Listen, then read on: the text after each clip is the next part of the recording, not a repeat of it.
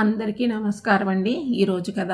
రూములో అద్దం ముందు కూర్చుని ఆమె గుండ్రని ముఖాన్ని, ఒత్తైన జుట్టుని చూసుకుని ఆమెకి అందంగా కనిపిస్తూ ఉంటే చూసేవాళ్ళకి కళ్ళు పెద్దవి కావు అనిపించింది నీరజకి మనసులో. జుట్టుకి పైన క్లిప్పు పెట్టి లూజుగా వెనక్కి వదిలి అలంకరించుకోవడంలో నిమగ్నమయ్యింది. ఆమెలోని ప్రతి అంగము చూసే వయసుకి ఒక అద్భుతమైన సౌందర్యం కళ్ళ ముందు ఆవిష్కృతమవుతుంది. ఇవన్నీ చూసే ఆకాష్ ఆమెతో ఈ ప్రపోజల్కి వచ్చాడు. ఆమె సాంప్రదాయ కుటుంబంలో నుంచి వచ్చింది. కట్టు బొట్టు వ్యవహారాల్లో నుంచి నిష్టగా సాగుతున్న ఆమెలో వినూత్నమైన ఆలోచనలతో ఆమెకు స్వేచ్ఛ కావాలని, తన స్వంత వ్యక్తిత్వం మీద జీవితాన్ని నిలబెట్టుకోవాలని, అవసరమైతే ఇంట్లో వీటన్నింటినీ ఎదిరించి తన సహజీవన పరుణ్ణి ఎన్నుకోవాలని ఆమె ప్రగాఢ వాంఛ బలంగా రూపుదిద్దుకుని ఆచరించడానికి ఆయత్తమైంది. ఒక వ్యక్తి మనసులో చెలిమి చేసి పొంతన కుదిరితే జోడి అవ్వవచ్చు, లేకపోతే ఎవరి మటుకు వాళ్ళు విడిపోవచ్చు. ఇలాంటి విషయాల్లో కాస్త జాగ్రత్తలు పాటిస్తే జీవితకాలం సరైన వ్యక్తితో సుఖంగా ఉండొచ్చనే భావన.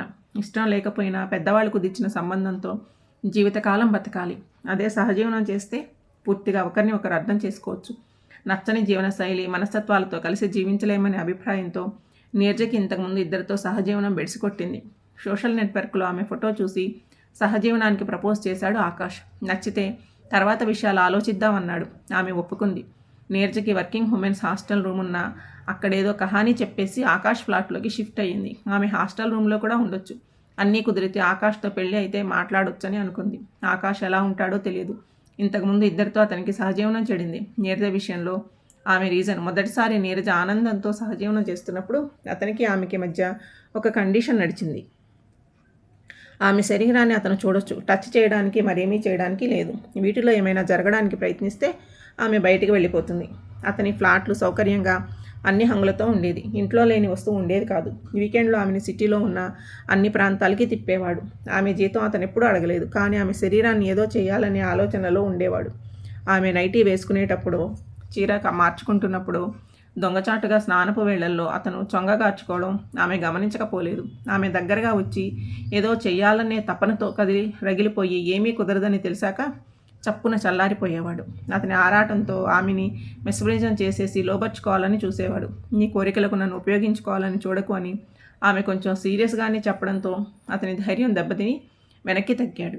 అన్ని విషయాల్లో ఆమె దగ్గర వినయాన్ని చూపించి మరే ఉద్దేశంతో ఆమె దగ్గర ప్రేమని ఒలికిస్తున్నాడో, నిజంగానే ప్రేమ ఉందో తెలియదు. ఆమె కూడా అతన్ని గమనించడం మొదలుపెట్టింది. ఇద్దరి మధ్యన సంబంధం ఎలా ఉన్నా రాత్రిళ్ళు సోషల్ నెట్వర్క్లో అమ్మాయిలతో ఎక్స్ చాట్ ఆమెకు తెలియకుండా సీక్రెట్గా చూసేవాడు.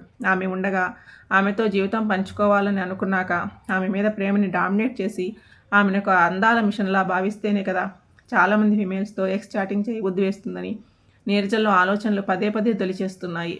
అతనిలోని ప్రేమ కృత్రిమంగా కనిపించింది. అది కాకుండా ఆమె మొబైల్ని మాటిమాటికి ఓపెన్ చేసి ఆమె చాటింగ్లు, కాల్స్ ఆమెకి తెలియకుండా చూడడం, ఇవన్నీ ఆమెకి చాలా అసంతృప్తి కలిగించాయి.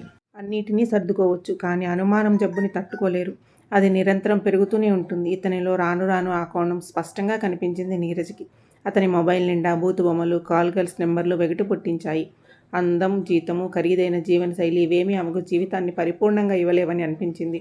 ఎన్ని రకాలుగా చూసినా భవిష్యత్ కాలం అతనితో వేగలేమని రూఢి అయ్యింది. అన్నీ అయిపోయాక ఆమె చేయగలిగింది ఏముంటుంది? విడాకులు అప్లై చేసి వేరే వాళ్ళ పంచన ఒంటరిగానో జీవన పోరాటం చేయడం తప్ప. ఆమె అతని దగ్గర నుంచి ఓ రోజు వచ్చేసింది. ఆమె ఫ్రెండ్ ఆకృతికి ఈ విషయం అంతా చెప్పాక ఇక ఇలా మగవాళ్ళని వాళ్ళ వ్యక్తిత్వాన్ని ఎంచుకుని పెళ్లి చేసుకోవాలనుకోవడం అంత సరైనది, సులభమైనది కాదు నీరజ. అంతా బాగానే మెలుగుతారు, పెళ్ళయ్యాక చాలా ఇబ్బందులు రావచ్చు. నాకు తెలిసి ఇలాంటివి చేసే వాళ్ళంతా భిన్న వ్యక్తిత్వ తీరులతో ఏవో రుచుల్ని ఆస్వాదించాలనుకునే వారే ఇలాంటివి ఎంచుకుంటారు అంది. నీరజ ఆకృతి మాటలు ఎప్పుడూ లెక్క చేయలేదు. ఏమీ సాధించుకోలేకపోవడం కూడా జీవితంలో ఓటమి కింద లెక్క ఆమెకు. నీరజ చాలా రోజులు వర్కింగ్ ఉమెన్స్ హాస్టల్లో ఉండిపోయింది. తర్వాత వర్మతో పరిచయం అయ్యింది. అతను ఆమెతో సహజీవనం చేయడానికి ప్రపోజ్ చేశాడు. అతన్ని కొద్ది రోజులు చూశాక, ఫోన్లో చాలాసార్లు మాట్లాడాక అతనితో సహజీవనానికి ఒప్పుకుని అతని ఇంటికి మాకం మార్చింది. విలాసవంతమైన ఇల్లది, ఖర్చు కూడా అలాగే ఉంటుంది, లేనిదేది ఉండదు. కానీ ఆడదాన్ని ఒక విలాస వస్తువుగా చూస్తాడు. ఆమె కండిషన్స్ అన్నీ ఆమె ముందే చెప్పింది. ఒప్పుకున్నాడు. కానీ బయట అమ్మాయిలతో, ఫ్రెండ్స్తో తిరుగుళ్ళు ఎక్కువ. ఆ విషయాలన్నీ ఆమె దగ్గర దాచేస్తాడు. అతనికి నీరజ ఇల్లు వదిలి బయటకు వెళ్ళడం అంతగా ఇష్టం ఉండదు. రాజరికాల్లో రాణిలాగా రాణిలు అంతఃపురంలోనే ఉండాలి, రాజుగారు అన్నీ తిరుగుతారన్నట్టు ఇతని ప్రవర్తన అలా ఉండేది. ఇలా ఎక్కువ మందితో తిరిగే మనిషి మనసులో నీరజ తనపై ప్రేమను పుట్టించుకోగలదా? ఈ డబ్బు, లగ్జరీ, ఈ వ్యామోహంలో ఏదో ఒక రోజు అతనికి స్వాధీనమైపోతుందనే భావన కాబోలు. ఆమెని జీవితకాలం విలాస వస్తువుగానే ఉంచి ఆమె ఉనికికి అర్థం లేకుండా పోతుంది. అంత సేఫ్గా కనిపించలేదు. అలాంటివేవీ జరగకూడదని ఆమె ఒకరోజు అక్కడి నుంచి కూడా బయటపడిపోయింది. ఆమెతో సహజీవనం చేస్తున్నప్పుడు ఆమె ఎక్కడికి వెళ్ళకూడదనే అభిప్రాయంతో అతను ఉండేవాడు. అతను మాత్రం బయట తెగ తిరగొచ్చు. ఆమె కుక్కిన పేనులాగా ఇంట్లో పడుండాలి. అన్నింట్లోనూ కలిసి ఉంటే కదా జీవితం అందంగా సాగేది.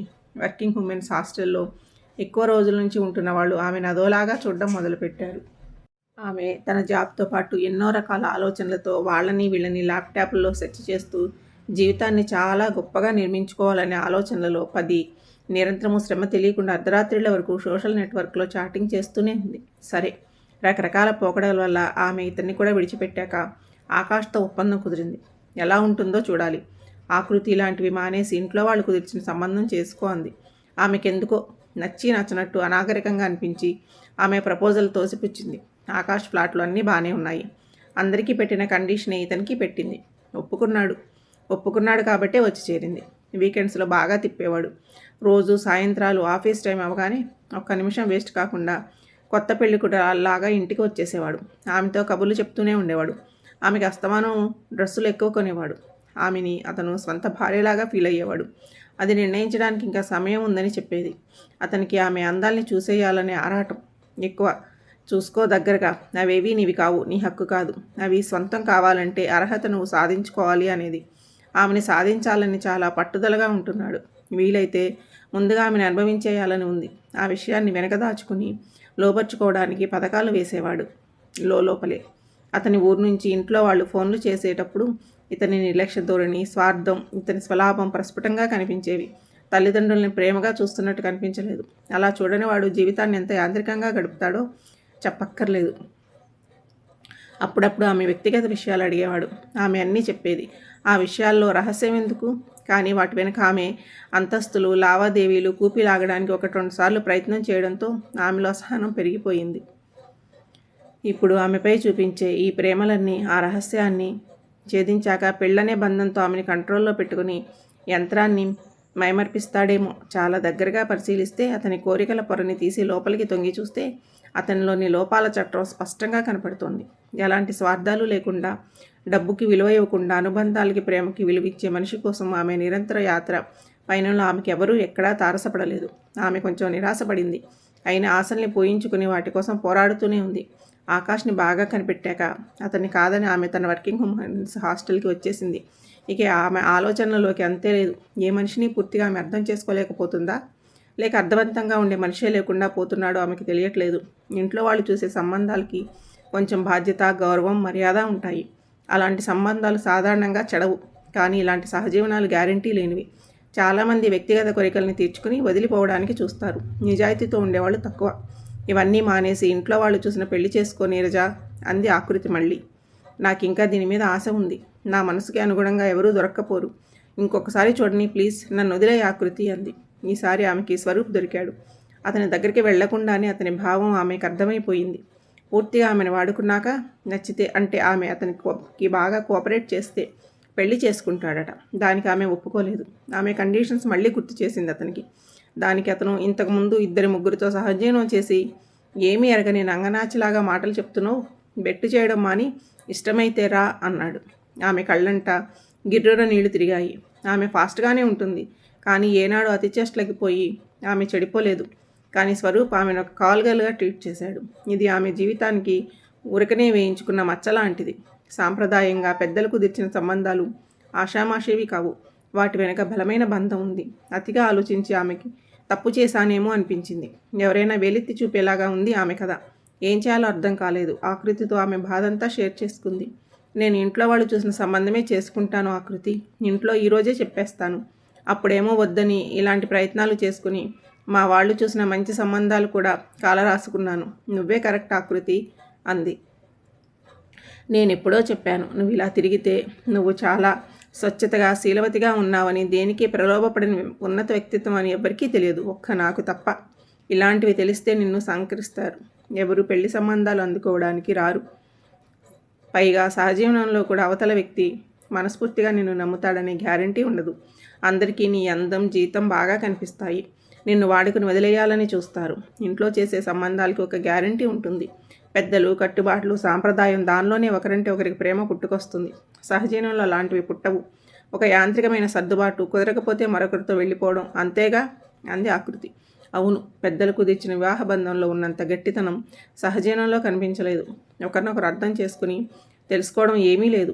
సహజీవనం పేరుతో విచ్చలవిడిగా, స్వేచ్ఛగా, జాలీగా కొన్ని రోజులు బతికేయడానికే ఇలాంటివన్నీను. మగవాళ్ళు బాగానే దులుపుకుని వెళ్ళిపోతారు. ఆడవాళ్ళు సమాజంలో మచ్చని తగిలించుకుని తిరగాలి. ఆమెకి ఇంట్లో వాళ్ళ చేతుల్లోనే తన పెళ్లి సంబంధం పెట్టేస్తే బెటర్ అనిపించింది. ఇదే విషయం ఆకృతికి చెప్పింది. చాలా మంచిది, ఇప్పటికైనా కళ్ళు తెరిచావు. అందమైన మన ప్రపంచాన్ని కుటుంబ నేపథ్యంతో అనుసంధానం చేసుకుని నిర్మించుకోవాలి. కానీ అందమైన మనం ప్రపంచపు దారులంట పరుగులు పెడుతూ నలిపేయబడకూడదు అంటూ ఆకృతి నవ్వుతూ చూసింది.